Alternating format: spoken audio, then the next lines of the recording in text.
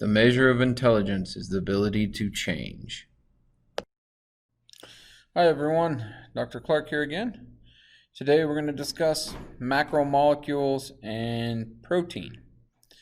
Alright, so just to kind of have an overview of where we're going, most of you, when you think about protein, you think about meat. That's kind of how we've taught protein in the past, or how normally people, when they think of protein, they think of, the substance that's in meat. But we often don't know where the substance is in the meat. What component or what piece of the meat or where in the meat is that protein? And, is it in nuts? Is it in other things like berries and other fruits? Where, can you get protein from soy products? Can you get protein? So it's often about dietary needs. That's what we often are thinking about when we think about protein.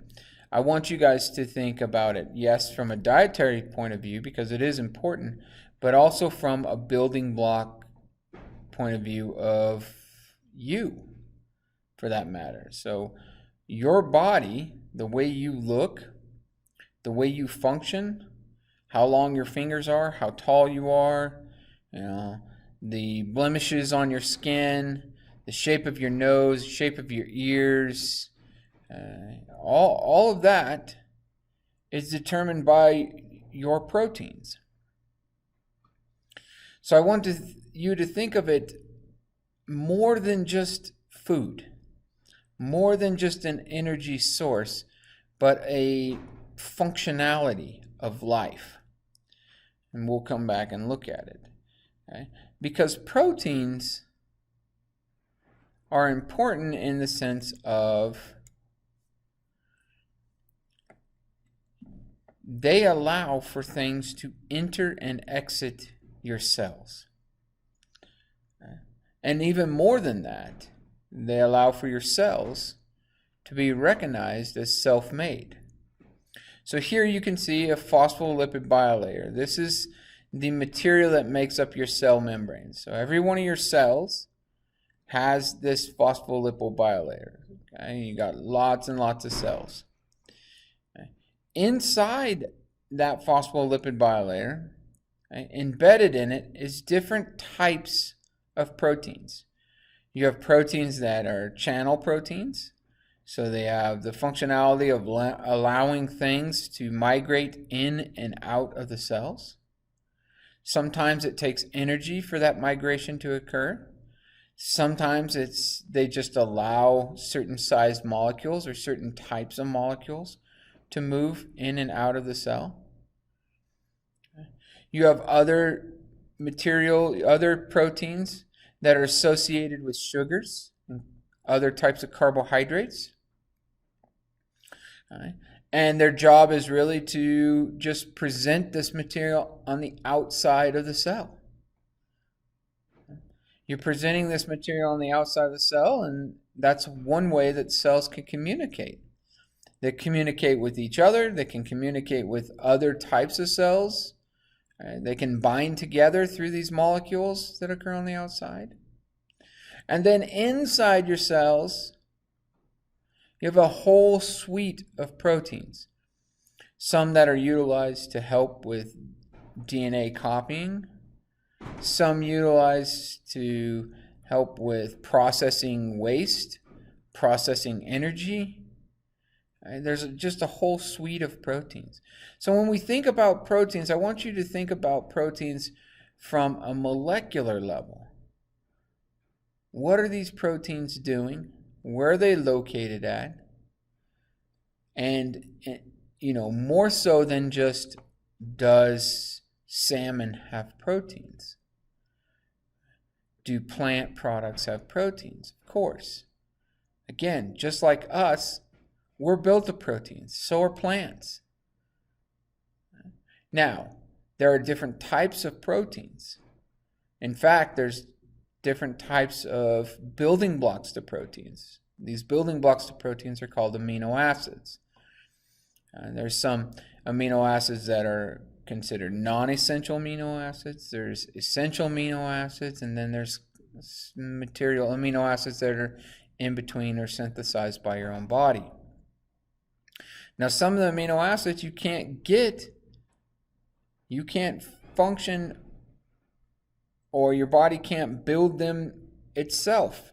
You have to obtain those amino acids from your diet. We'll look more into this in a little more detail. But first, I'm going to cover what macromolecules are. Most of you probably know macro meaning large, molecules. And we already talked about molecules. That's two atoms coming together to form a molecule. So large molecules. And we're going to talk about proteins and how proteins form. Okay, so macromolecules first. Polymers are built of monomers. And so we know this, that organic molecules, and we've already talked about this, are formed by living organisms, and they're important for living organisms' life. Remember, organic molecules are going to be molecules that have some kind of carbon base. So when we talk, if you ever hear the term organic chemistry is carbon-based chemistry. So organic molecules are, for all purposes of this course, they're molecules that are going to have some carbon base to them. So they have a carbon core or carbon-based core. Now this can be in lots of different shapes. So it could be in a ring, it could be in a line. So it really just depends on what molecule we're talking about. It could be multiple rings, it could be multiple lines. Okay, there could be even a lot of branching going on. We'll get to this. Okay, but they have a carbon-based core. The core itself really doesn't determine the functionality of an organic molecule. What determines the behavior or how that molecule will function is what we call the functional group. The functional group gives a molecule its unique properties, its unique chemical properties. So you can have lots of different molecules that have the same carbon-based core. It could have 6 carbons linked together in a row. But what's attached to those carbons is what gives that molecule its unique properties or its functionality. So when we're talking macromolecules, we're going to talk about 4 biomolecules. These are molecules that are universally important for life. No matter what organism we're talking about, if it's a living organism, these molecules are important for its life. Okay, extremely important. So again, you're going to have that carbon-based core. It could be a chain, it could be a ring, whatever it is, whatever shape it is. It could be a sheet. It doesn't really matter. Okay, what matters is what's the functional group. Is it a hydroxyl? If it's a hydroxyl, it's a carbohydrate. Okay. We'll come back, look at carbohydrates. Is it a carbonyl? If it's a carbonyl, it's a lipid or a fat. We'll come back and look at lipids. Is it a carboxyl? If it's carboxyl, it's a protein. Or if it's an amino, it's a protein. Okay. And then is it a phosphate? If it's a phosphate, it's DNA or ATP, some variation of a DNA molecule. It could be RNA, etc. Okay, but it's phosphate is that functional group.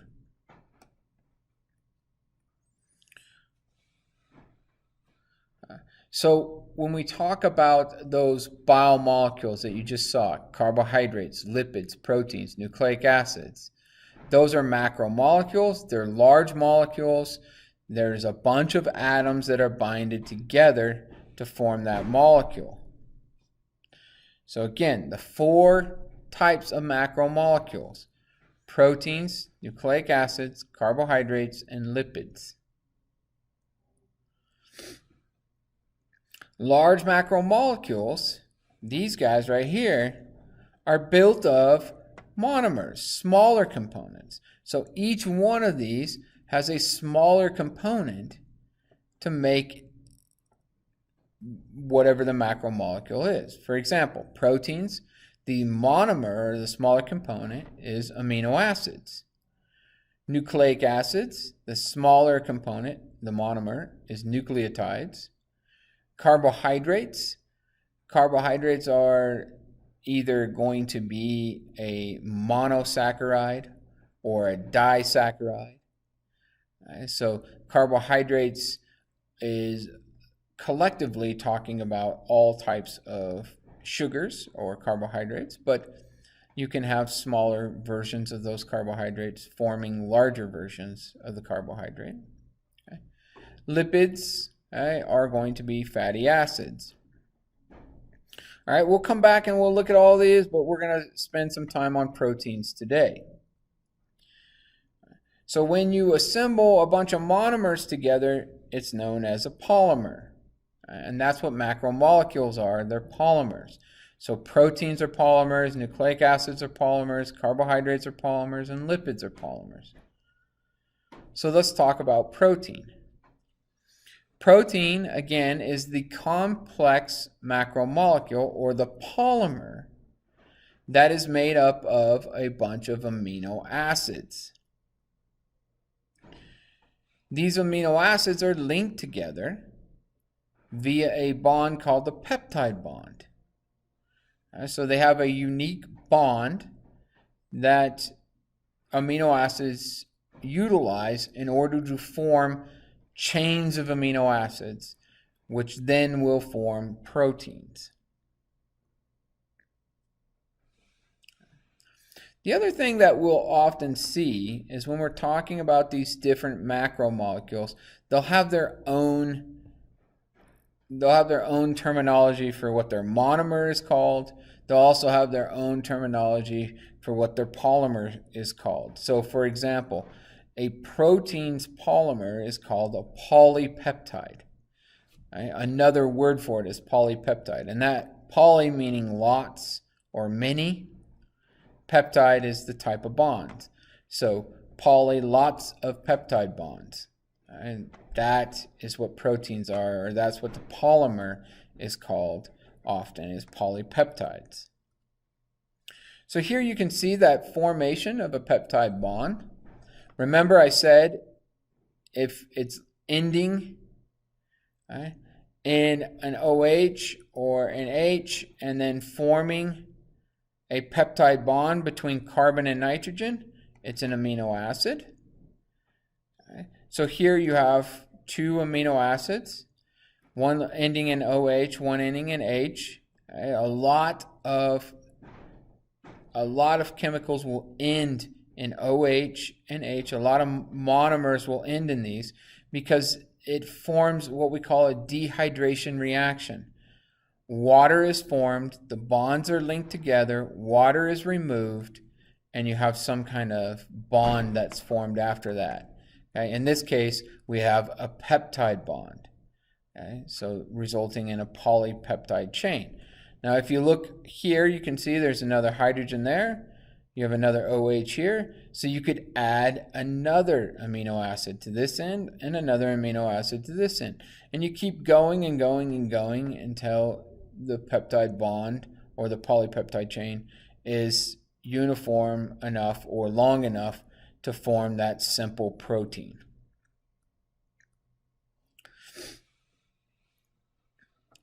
Okay, now, just like we were talking before, what constitutes kind of the building blocks of different things, amino acids are also built of smaller molecules. So proteins are built of amino acids, but amino acids are built of smaller molecules. So let's look at the building blocks to amino acids. Amino acids are built of 3 main things: an amino group, a carboxyl group, and then what we call an R group or a functional group. Now, the amino group and carboxyl group, for the most part, they're unchanged. Okay, they're identical for all the amino acids. The thing that differs is this functional group, and the functional group is what gives that amino acid its unique behavior, its unique chemical signature. Right? And there are roughly 20 different types of amino acids, so there are 20 different functional groups. Now, that being said, there's actually more than 20 different amino acids because chemists have been able to synthesize their own amino acids, ones that don't occur in nature. But there are 20 amino acids that occur naturally. 20 amino acids, therefore, that are coded for by your DNA. Okay? We'll come back and look at this in a little more detail. So the protein structure can be very complex. So again, you have these amino acids, which consists of three main things, okay, that are going to bind to another amino acid, and another, and another, and another, to form polypeptide chains. Now, what dictates what amino acid is being laid down and which order they're being laid down is your DNA. We'll come back to this also. Okay? This is called translation. Okay? Translation is using your DNA to formulate or to, as a blueprint, to lay down the amino acids in the order to make certain proteins. Once that amino acid chain is formed, we call that a primary protein, and then that primary protein can fold in different ways. We'll look at it here in a second. The way that it folds gives it its functionality.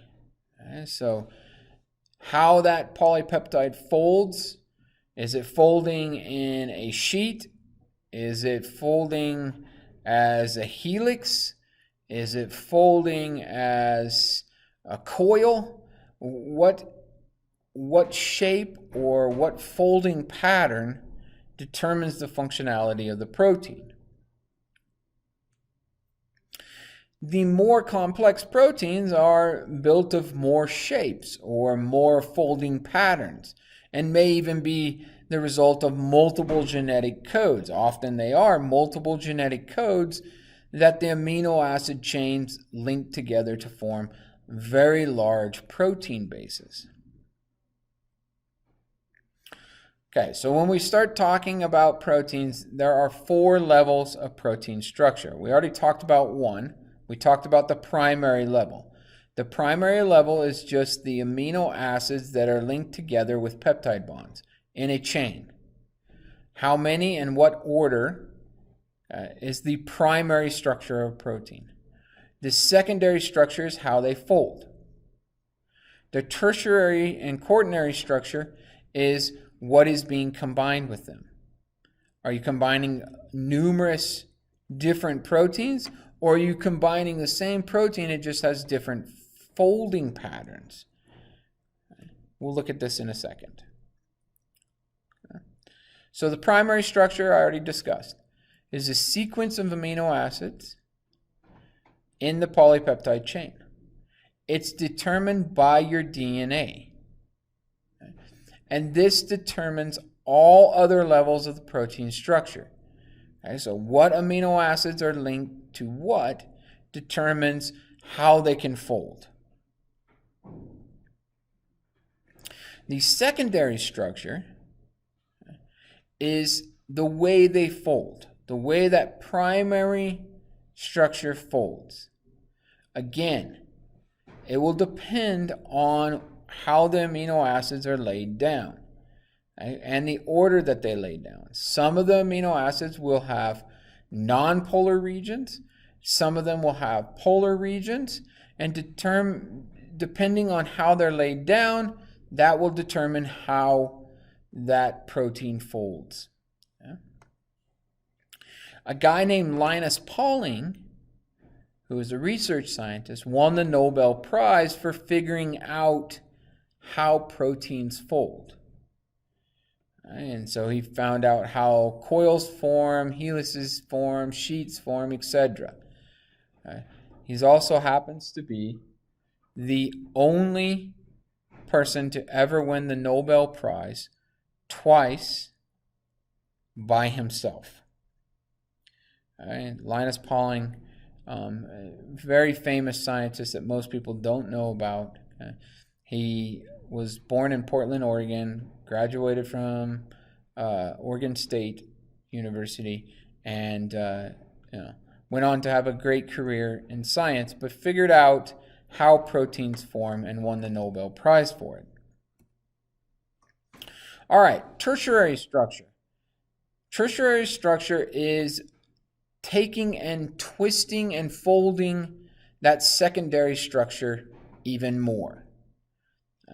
So you might have a secondary structure which was a alpha helix and a beta sheet, okay? And now in the tertiary structure, you might have multiple alpha helixes and multiple beta sheets that are twisted upon each other to form a 3D shape.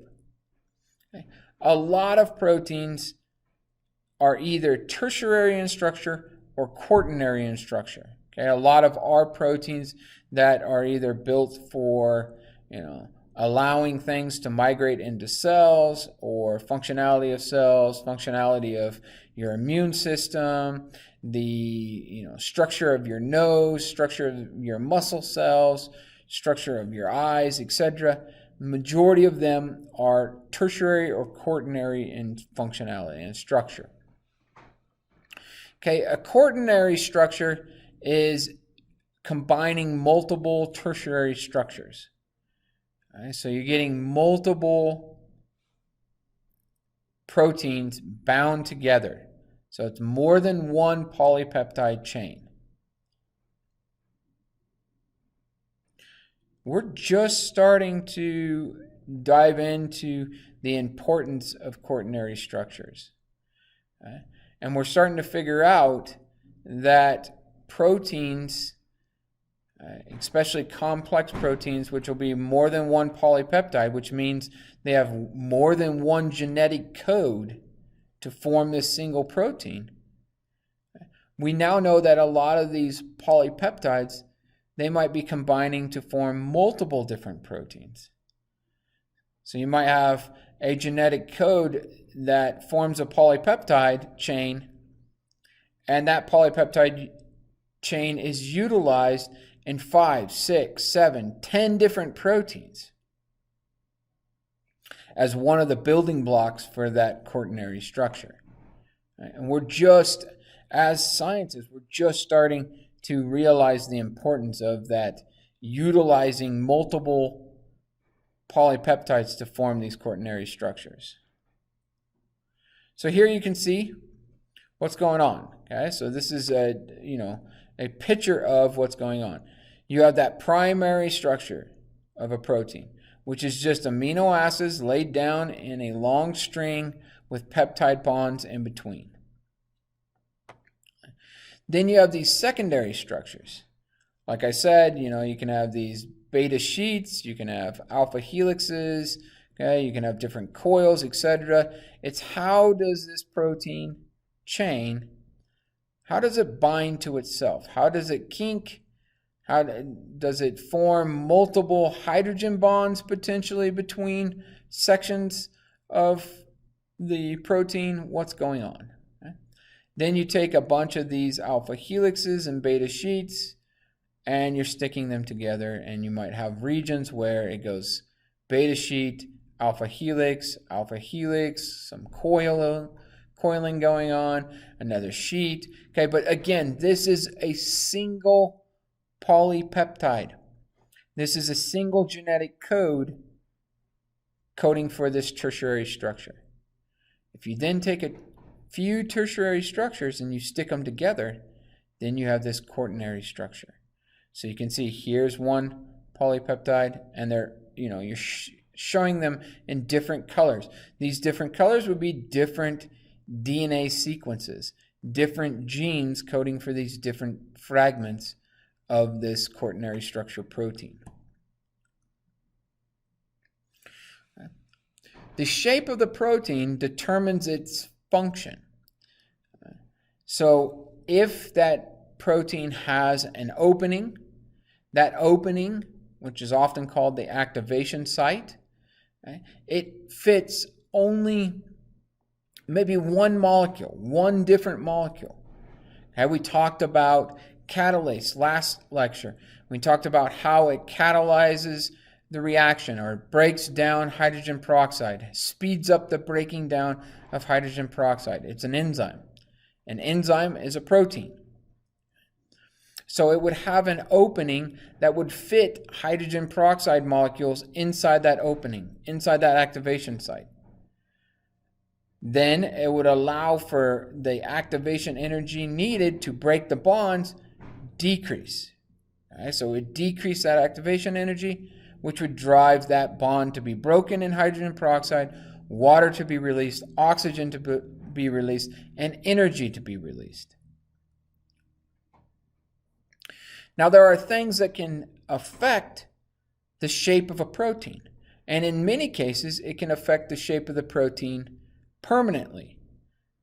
So it can cause that protein to unfold.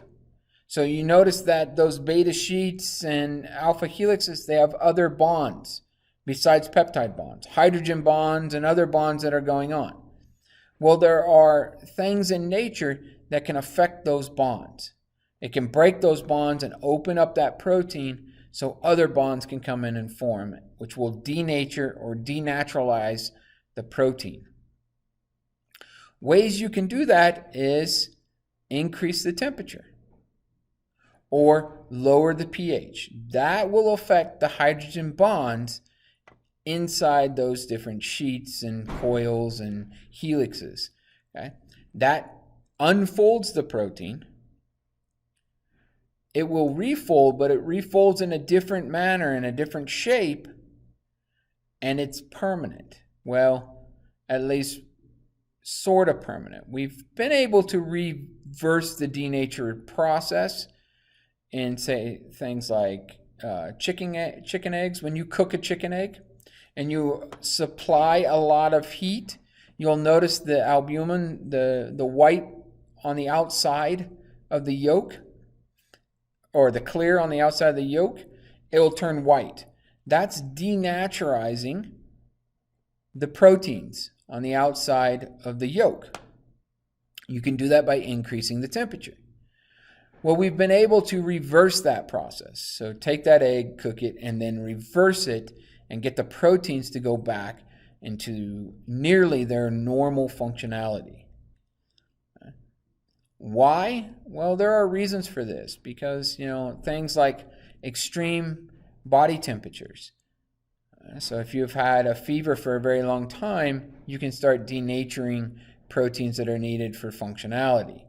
If we can reverse the process, we might be able to reverse the effects of that denaturalization. There's other things. Some people go through a period of what's called acidosis, or where your blood pH is acidic, more acidic than what it normally would be. Normal is 7.3 or so. If you're dropping below that, you'll form what's called acidosis. If that occurs, it's important that we might be able to, in the future, reverse that process, reverse the damage that's done by that. When you denature a protein, when you unfold it and refold it in a different formation, the protein becomes inactive in majority of cases. So it becomes damaged permanently. Now, some of those proteins are what we call enzymes. So all enzymes are proteins, but not all proteins are enzymes. So enzymes are a group of proteins that have a 3D shape, so they're either tertiary or quaternary, and they fit precise substrates or products. Okay, so they fit with another chemical precisely. They cause that chemical to fit in an activation site, and then they can utilize their shape to manipulate that other chemical. And we'll look at some videos of this in the future, okay? But it manipulates the shape of that other chemical, so the bonds become open, so the bonds can be broken down, energy can be released, new bonds can form, etc. And then we talked about this last time, that reactions are either going to be endergonic or exergonic. Endergonic reactions you need to supply a bunch of energy. Exergonic reactions, you supply a little bit of energy and then you get a bunch in return. In both cases, a catalyst will reduce the amount of energy needed. So a lot of what's going on in our body, converting one energy to another energy, okay, is based on catalyzed reactions. Reactions that the activation energy has been well reduced so the reaction can occur faster. Right. So that's what I want to discuss about proteins, at least initially about proteins. When we start discussing a little bit about some kind of cell structures and our immune system and things like that, proteins are going to play a big role. They're going to come back in and we're going to talk about proteins when we talk about like how your immune system works and why it is that certain things we can do certain organ transplants and other organs we can't transplant, and what's the functionality behind these kind of things. We'll talk about the medical part of this when we get to a section where we're talking about modern medicine and the role that biology plays in modern medicine. We'll talk about it from other point of views, structure of organisms, new ideas, CRISPR, and new traits that will pop up. Well, remember, proteins are determined by the genetic code. The amino acid chain is determined by the genetic code. So gene therapy, CRISPR, anything that you're going to manipulate or change the genetic code, you're going to change the proteins. So proteins are extremely important for modern biology. Next time, we're going to talk about the other biological molecules, carbohydrates, lipids, nucleic acids. Next time.